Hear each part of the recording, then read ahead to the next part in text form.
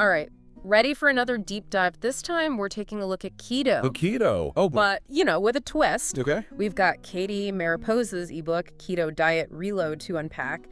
And it's not your typical diet book, is it? No, not at all. I mean, right off the bat, you've got this pseudonym, Mariposa, which is butterfly in Spanish, right? Yeah. So you kind of get this sense of transformation. Like she's going for a whole caterpillar to butterfly metaphor with the whole keto thing. Yeah, exactly. Yeah. It's interesting how she ties that metaphor to something as specific as a diet, though, right? Right. Right. You see those transformation stories everywhere.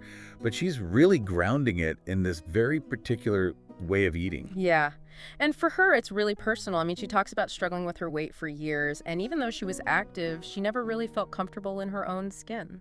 Yeah. And it's more than just about fitting into a certain size. It's like she was searching for this feeling of being at home in her body. Exactly, yeah. And she actually first tried keto back in 2015. Okay.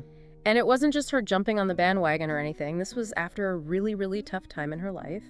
She had lost her baby at 8 months, and Oh, wow. yeah, so she was... That puts things in perspective. It does, and she talks about feeling just awful, physically and emotionally. She even tells this crazy story about a police officer mistaking her state for being on drugs because she was, in such a bad place. Wow. It's a really powerful image, but I do think it's important to remember that this is just one person's experience, right? Oh, for sure. And we'll get into the science and the different perspectives on keto a little bit later. Right, absolutely. And maybe for anyone who isn't familiar with keto, we should give like a quick definition. Yeah, good idea. So keto is short for ketogenic, and it's basically all about cutting way back on carbs and really upping your fat intake. So your body goes into this state called ketosis. Right, so instead of using carbs for fuel, your body starts burning fat. Exactly. And that's what Katy was going for. Yeah. She actually mentions that she had tried restrictive diets before, even as young as 19. Oh, wow. But keto just seemed to click for her in a way that other diets hadn't. Which, I don't know, it makes you wonder, what is it about certain diets that resonate with people, even if they've tried other things and haven't had success? It's got to be psychological, right? Like finding a diet that almost matches your personality as much as it does your body. Totally, yeah. Now, I know what some people might be thinking. Okay, but what about the downsides? Right. Because there are always downsides. There are. We actually came across this interview where two men talked about their experiences with keto, and it wasn't all positive. They both mentioned negative hormonal changes, and one of them even developed fatty liver disease. Oh, wow. Yeah, so it's definitely something to be aware of. Right, and it's a good reminder that everyone's different. Totally. What works for one person might not work for another. Absolutely. But getting back to Katy's story, one of the things that really surprised me was her claim that keto impacted her fertility. Oh, okay. She actually talks about cycling on and off the diet during her pregnancy. See, now that's a pretty bold statement. I think we have to be careful about drawing a direct line between keto and fertility. I mean, there's so many factors that come into play when it comes to conception. Right, of course. It's complicated. And she does mention other things, like taking specific vitamins and aspirin during her pregnancy. So it's not like keto was the only thing. Right. And that's where, you as the listener have to be careful. It's so easy to get caught up in someone's personal story, especially when it's compelling. Right. But you can't take one person's experience as, a universal truth. Of course not. It's just one piece of the puzzle. Okay, get this. Katy draws this fascinating parallel in the book between keto and Empress Sissi of Austria. Wait, what? Yeah. Empress Sissi, the keto queen. Well, she doesn't quite say keto queen, but Yo. You know how, obsessed we are now with our Fitbits and getting 10,000 steps a day? Oh, yeah. Empress Sissi was way ahead of the game. She was known for this super strict diet and exercise routine. Supposedly, she walked insane amounts every single day. Wow. Sounds like she'd fit right in today. I know, but was she actually doing keto? It's not totally clear. We know she was extremely restrictive with her diet. Right, but we're also talking about a totally different time period. Right. Food and nutrition were just different then. So while there might be some, overlaps with keto in terms of the whole discipline aspect of it. Yeah, the extreme approach. Yeah, it's probably a bit of a stretch to call her, the OG keto queen, like Katy kind of does. Yeah, I think you're right. It's more about noticing the parallels in how they approach their lifestyle. And that actually leads into something else that Katy talks about a lot, which is this idea of clean keto versus dirty keto. Oh, interesting. So You can technically follow the keto guidelines, Yeah. but what you're actually eating makes a difference. Exactly. It's like you can eat a pile of bacon and call it keto, but is that really good for you? Not really. Probably not.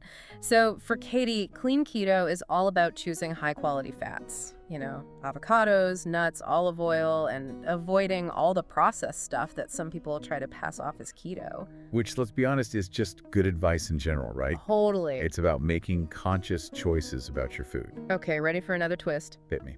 Katy doesn't even believe in sticking to keto all the time. She talks about incorporating good carbs back into her diet strategically, kind of cycling on and off. Huh. So she's not about that strict, never-ending keto life. Nope. It's more about finding a balance that works for her long term. See, that's actually really interesting. It challenges the whole all-or-nothing mentality that you see with a lot of diets, especially these trendy ones. Right. Like maybe you don't have to choose one way of eating and stick to it religiously forever. Maybe it's more about listening to your body and adjusting as you go. And that might be the key to making a diet actually sustainable, It makes sense. Instead of just like white-knuckling it until you can't take it anymore. Exactly. It's about finding what works for you in the long run. It's like she's saying, ditch this whole perfect diet thing and just figure out what works for you. Right. Even if you have to change it up sometimes. Which is kind of refreshing, right? Especially with all these crazy diets promising miracle results. And they never last. And never. But with Katy's approach, like cycling between keto and not keto, it's like she's thinking about her long-term health.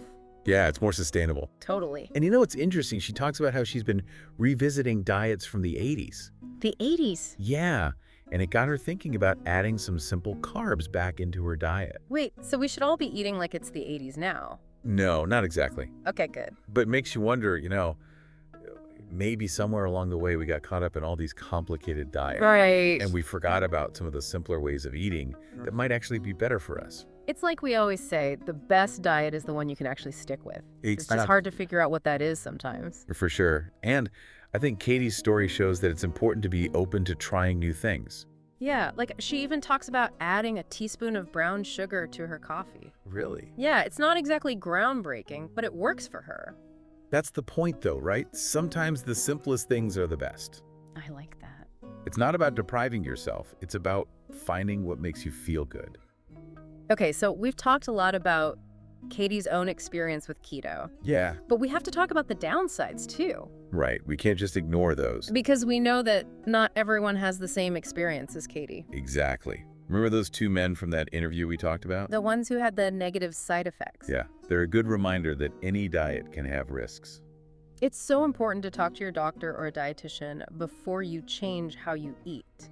Absolutely. Yeah. Especially if you have any health conditions. So, as we're starting to wrap up our look at Katy's story, what are the big takeaways? I think the biggest one is that our relationship with food is really personal. What do you mean? It's not just about calories. Okay. Our food choices are tied to our emotions, our past experiences, how we feel about ourselves. It's about finding what makes you feel good on the inside and the outside? Exactly. And Katy's always experimenting and trying new things, which I think is something we can all learn from. Yeah. The science of nutrition is always changing. That's true. What we thought was right yesterday might be different tomorrow. And Katy, going back and looking at diets from the 80s just proves that It's true. maybe the answers aren't always about the latest fad diet. Right. Maybe we need to look at what people did in the past. Interesting. Combine that with what we know now. It's like a blend of old and new wisdom. Exactly. Yeah. Yeah, it's like maybe they were onto something back then. Right. Like all those simpler times, maybe they weren't so simple. Maybe not. Maybe they had it figured out. Exactly. Maybe our grandparents knew more than we thought. Right. It's not about finding that one perfect diet. It's about taking what we can learn from the past and using what we know now. Combine it all together. Yeah, find that balance between old and new. Who knows? Maybe Katy's really onto something with this 80s thing. Maybe. But really, I think the takeaway here is that there's no magic solution. Nope, not at all. Whether it's brown sugar in your coffee, Or 10,000 steps. it's all about what works for you. Listen to your own body. Make good choices and... Be open to change. Because we change over time too, right? Absolutely we do. Yeah. There's no one size fits all. Nope. Well, I think we've given everyone a lot to think about today. Oh yeah, for sure. If you're listening, we'd love to hear from you. What really stood out to you about Katy's story? Let's keep this conversation going. What are your experiences? And until next time.